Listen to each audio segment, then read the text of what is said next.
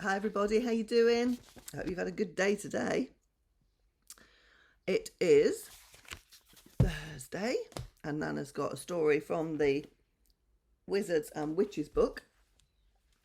So if you're sitting comfortably and all snuggly ready for bed, then I will read you your bedtime story.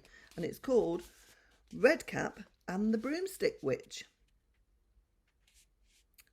There was once a little gnome called Redcap who lived right in the middle of Cuckoo Wood.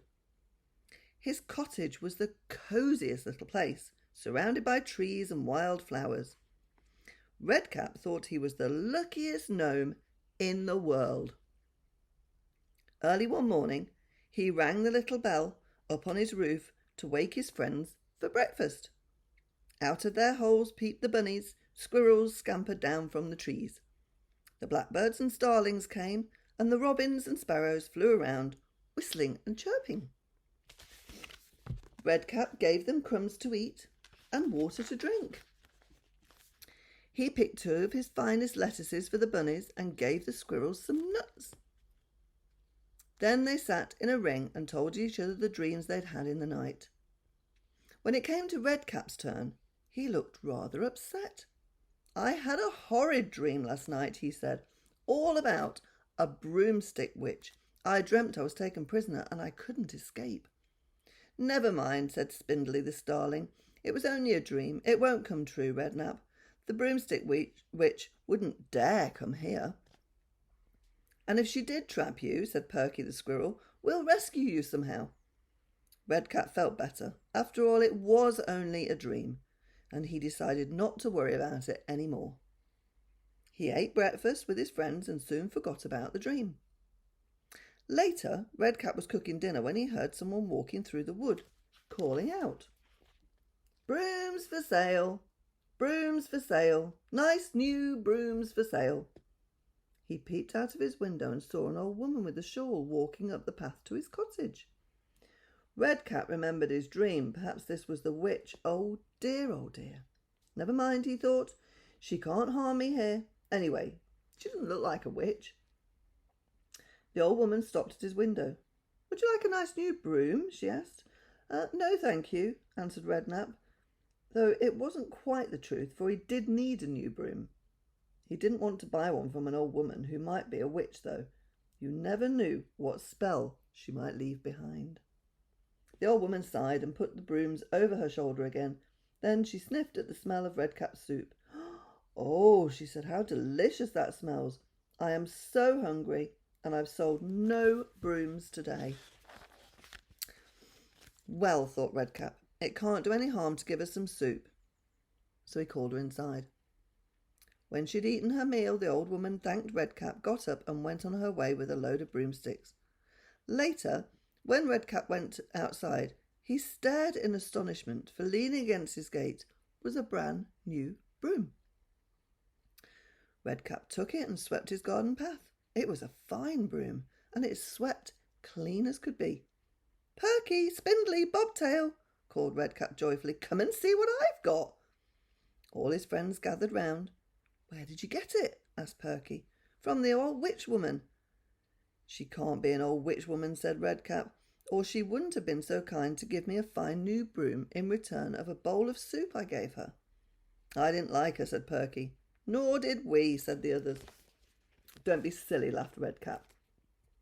"See what a fine broom it is, and how well it sweeps." He began to sweep his path again, but oh dear, what do you think happened? The broom suddenly rose in the air and flew away, with Redcap. "Oh," he cried, "it's magic. It's taken me to the broomstick witch."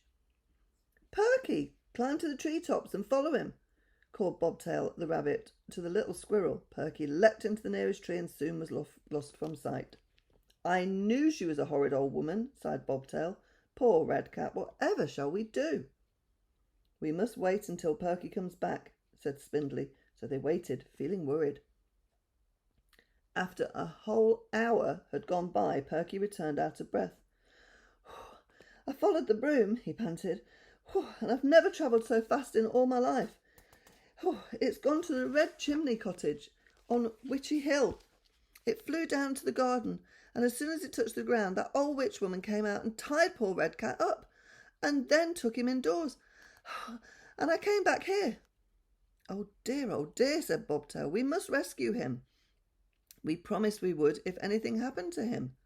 "Let's go and hide near Red Chimney Cottage," said Spindly. "We might find some way to save him tonight when the witch is out."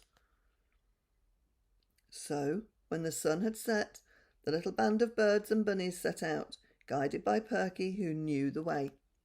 At last they arrived at Witchy Hill, and in the darkness crept up towards Red Chimney Cottage. They hid themselves carefully beneath the cabbage leaves and waited. After a while the cottage door opened and the witch came out. She locked the door and put the key in her pocket, and then she jumped on her broomstick and rode off. Quickly Redcap's friends ran out from their hiding places and went up to the cottage door. "Redcap! Redcap!" called Perky. "Are you in there?" "Yes," answered Redcap. "Oh, I am so glad to hear you. The witch has tied me up and to keep me prisoner. She wants me to help her with bad spells, and I won't." "Don't worry," said Bobtail. "We'll save you. We just need to find a way to get in." They tried the door, but it was locked. "Try the window," said Redcap. Perky jumped on the windowsill, but there were strong bars and no one could get in or out that way. Everyone was very worried. "We must do something soon or the witch will be back," said Perky. "Let's all think hard." "I know," cried Bobtail. "What about going down the chimney? Look, there's a tree that hangs over the roof. Perky could climb up and pop down the chimney. There's no fire tonight, for the chimney isn't smoking." "Good idea," cried Perky, scurrying up the tree. "I'll nibble Redcap's ropes in two, and he'll soon be free." In no time the little squirrel was down the chimney. He ran to where Redcap lay in a corner, tied tightly up with ropes. How glad he was to see Perky. "Now for a good nibble," said the squirrel, and began gnawing at the ropes as hard as he could. One by one they fell apart, and soon Redcap was free. "Oh, thank you, Perky," he said. "Now how can I get out?" He looked around in dreadful panic, then spotted the witch's spell book, the magic wand on the shelf. He took a big book down and put it on the table and opened it. He found the spell he needed and turned to face the door. "Abracadabra, quick as can be. Please unlock this door for me." At once the door sprang open. All his friends outside crowded round him in delight. "Come home quickly," they said, "for the witch comes back." "Hold on," said Redcap, "I have an idea." He went back inside and brought out all the brooms he could find. "Listen," he said, "a witch is no good without her brooms. Take one each and sit on it. There are enough brooms for everyone but me." "But we can't leave you behind, Redcap," cried everyone. "You won't have to," said the gnome, chuckling. "I shall hide in the garden until the witch comes back, and when she gets off her broom and goes inside, I shall take it quickly and say the magic rhyme, and off we all go as quick as lightning, and leave her behind." "What a splendid idea," said Bobtail. "Then she'll be harmless, and we'll all get a good ride home. What fun!" "Shh, shh," said Perky. "She's coming. Hide quickly." They took the broomsticks to the long grass. Redcap hid amongst some hollyhocks near the door and waited.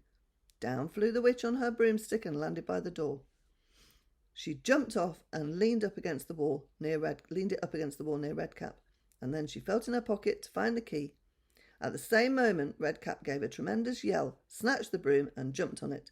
His friends did the same, and the witch fell over backwards in fright. "Broomsticks fly, away to the sky, high and then low, away we go."